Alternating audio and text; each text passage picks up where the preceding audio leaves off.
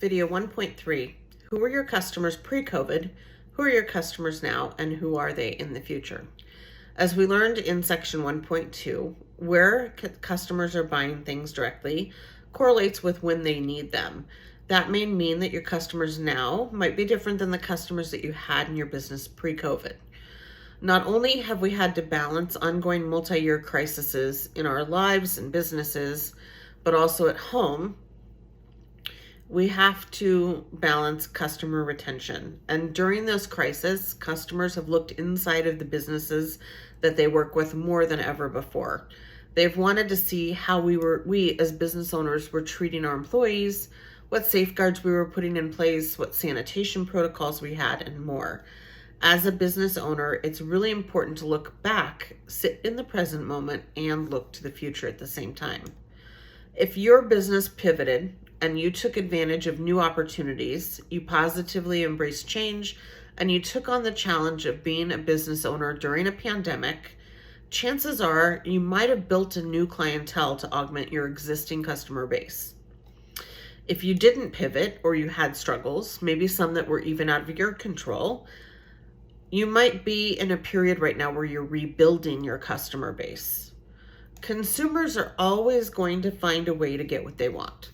If a consumer wanted bread on a Monday morning during the pandemic and they came to your grocery store to get it and you didn't have it, they were going to go to another store and possibly another store after that until they found bread. It probably didn't matter if it was the same exact kind of bread or that it cost 20 cents more. And if they didn't find the bread, they were going to make it themselves. On the flip side, hypothetically speaking, if you had a grocery store and could not get bread from your supplier, but you found a way to pivot. Let's say you started buying it wholesale from a local bakery or started baking it in-house. You probably not only kept your customer base, but added on new customers that discovered they could get bread at your store when theirs was out. This is just one very simple and very dumbed down example from thousands that I could have pulled from. And yes, I know that your business didn't survive or not survive based on bread. But it's just a small example of how customers are looking for things and how businesses can pivot to be successful. Just trying to drive home how the choices we make inside of our business affected our customer base during the pandemic. Chances are, if I asked you to define your customer pre-pandemic, that definition would differ from how you describe your customers now and will also be different in how you describe your customers in the future. Ted Waldron, an associate professor of management at Texas Tech, and James Weatherby, the Richard Schultz Distinguished Professor at Texas Tech, developed the HEART framework of sustained crisis communication for maintaining your customer base. And it aligns with the principles that were taught in Class 1, Crisis Communications, and Class 2, Crisis Leadership. You'll be reading more about this when you get to the reading activity for this module. But we're going to go through the HEART framework for sustained crisis communication together. The first one, the H, is humanize your company. So in my crisis communications class, we uncovered that customers were looking at the internal processes of businesses and how businesses were treating employees and keeping them safe, just as much as they were concerned about external messaging. This aligns with the first step of the HEART framework, humanizing your company. Being vocal about the social circumstances and that you are really taking care of your employees, vendors, and your teams was and is still important.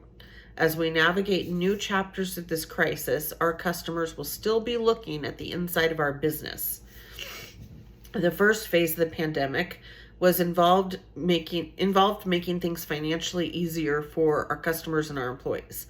We've now navigated additional phases of the pandemic since then, and we are focusing on weak points in our supply chain with our vendors. Virus outbreaks from variants continue to plague us, and some business owners are barely surviving the ebbs and flows of this phase. So how do we humanize this as business owners in a positive way for our customers to understand how we are solving problems, working together as teams, and making it work? The E is for educate about change. This step in the HEART framework also aligns with class number 1, crisis communications. Staying on top of communications and educating your customer base is crucial to retaining and building customers. If customers know what they find online is reliable, they will have more confidence in your business. If there are big changes coming, albeit from government regulations or staffing shortages, be proactive and educate and announce them to your customers. A huge example of what not to do happened in my town this week. Walmart had empty shelves for 3 to 4 days, and then the city announced that Walmart would be closing at 2 p.m. and would remain closed for a couple of days. Their staff had experienced an outbreak, and they could not operate the store within customer expectations. You couldn't even get the basics like milk or bread, and there was nobody to stock the shelves. When the city announced the closure, the local Walmart stated that they knew nothing and it was not true.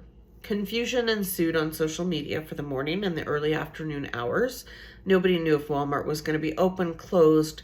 People that had pre-scheduled pickups for that evening and the next day got no communication. Communication to customers can be daunting for a business owner, but as long as you are honest with your customers and remain clear and concise in your messaging, you are doing the right thing. Assure consumers the company values will continue.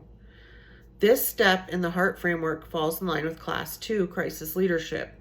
Instilling confidence in your customer base by continually communicating how you're making changes and what extra value you can provide is imperative. Revolutionize what your customers love about you. Since the pandemic started, we've watched in awe at the successes businesses have had. Those stories will continue to be told and used as examples in business classes for decades to come. If your business can add new services in or revolutionize something that you already do, it's going to be successful. Just like the Fuddruckers story in the article that you will be reading, I had clients that owned an Italian restaurant in San Francisco that opened a mercado. They sold everything from cleaning supplies to olive oil. And when the stores were packed, the local community loved putting their orders in online and driving up for curbside service. And lastly, the T, tackle the future. The future will come, and someday all of your efforts will have paid off. As we talked in crisis communications and crisis leadership, take time to reflect as you make changes and move forward. Learn from your lessons and use them to draft a path to the future. Your discussion for reading 1.3 will be the article on the HEART method, ensuring that your customers outline the coronavirus, which was written by 2 professors at Texas Tech. It goes into more detail on the HEART framework than I did, and I think you'll really enjoy it. Your activity for 1.3 will also surround the HEART method, humanizing your company, educating about change and assuring stability, revolutionizing offerings, and tackling the future. We've been working on these things throughout Class 1 and 2, and now it's time to pull some of it together and look at how your efforts are supporting your customer base. If you don't have a business, there will be an option for you as well. And we're going to have a topic channel discussion on how your customer behaviors have changed pre-COVID, during COVID, and what you hope to see post-COVID with your customers. And I will see you back here for Module 2.